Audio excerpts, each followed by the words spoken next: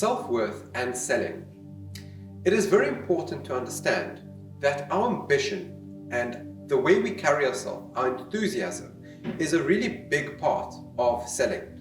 And if we're talking to somebody, just to give you an example, if I had to talk to you like this and I am not enthusiastic about what I'm doing, I will lose engagement with you. So it is very important when we're on a call, always keep a smile, always talk with a smile. People can hear that. Always be enthusiastic and keep the individual that you're speaking to engaged by being enthusiastic and ambitious. Understanding subconscious fears.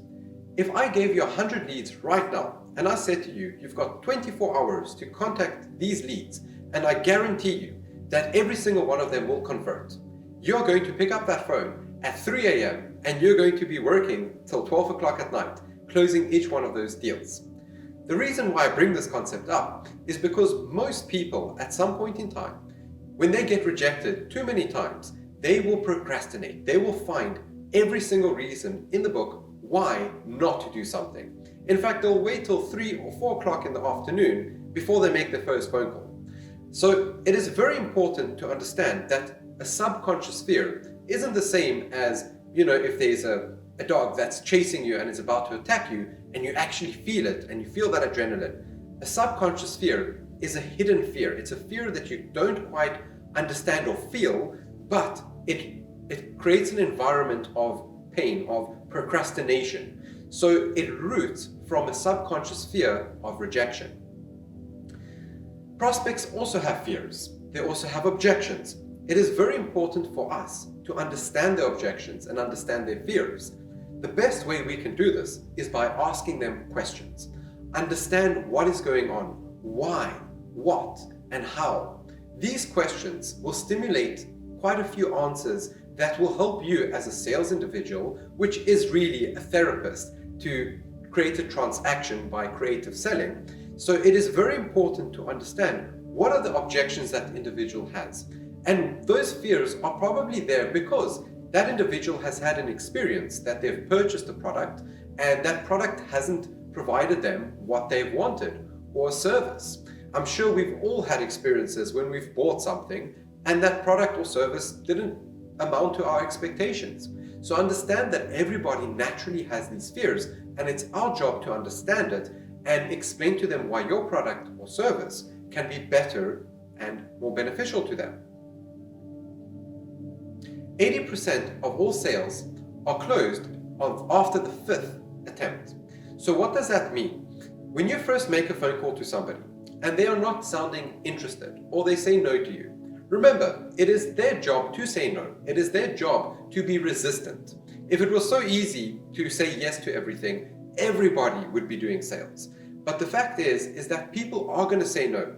And it's your job to develop a relationship with them, to build rapport with them, and get them to open up. I can tell you that 80% of our sales and my sales in my life have come by being persistent. Let's look at dating, for example. So I like to compare sales to dating. It's something that we all share an idea on. And if I go and I speak to somebody and I say, I want to take them on a date, I'm probably going to get a no. But if I keep staying persistent and I keep developing a relationship and I make that environment fun and interesting, at some point or another, I'm going to make sure that that person is going to be curious enough to go on a date with me.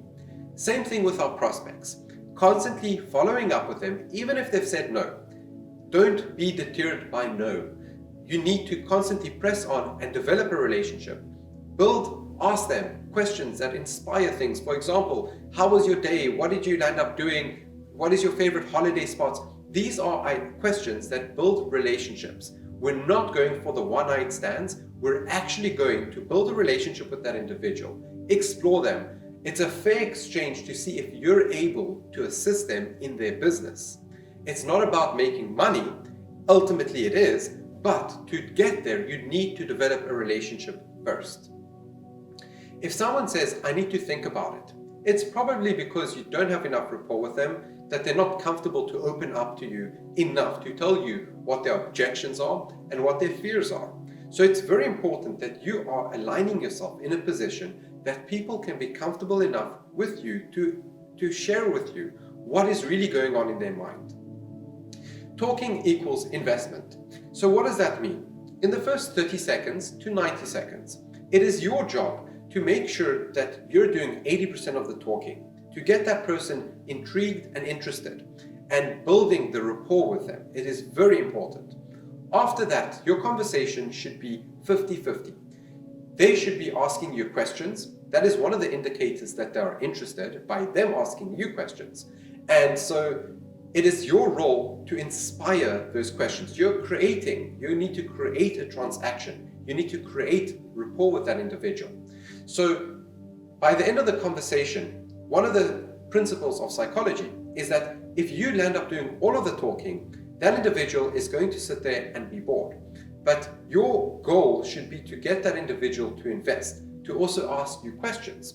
So when that individual asks you or talks for 50% of the time, and you're doing 50% of the talking, what it's going to feel like at the end of that conversation is that that person's going to feel like, wow, that individual really knows what they're doing. They're going to land up liking you because you've gotten them to actually talk. There's nothing you can actually say to that individual that's going to get them to like you, but to get them to also invest in that conversation. Then they'll remember it, and then they're going to like you. No is not personal. It is very important to understand this as sales individuals, because you're going to experience 80% of no's before you get 20% of yeses. Remember, no can be for many reasons. One of them can be maybe you haven't answered that individual's objections properly, or haven't answered the fears properly. So it could also be that the service or the product that you're offering them is just not for them.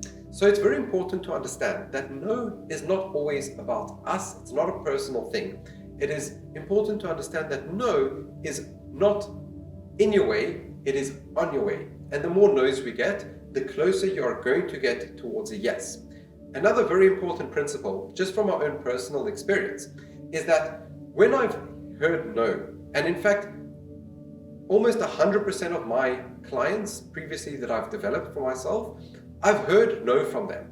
And just because of my persistence and constantly calling them in the right time, I have actually found that they've all landed up opening up to me, because they question themselves, why is this person calling me? Like, what is this guy actually trying to offer me? Why is he so persistent? And I generally always call individuals I believed I can make a difference to.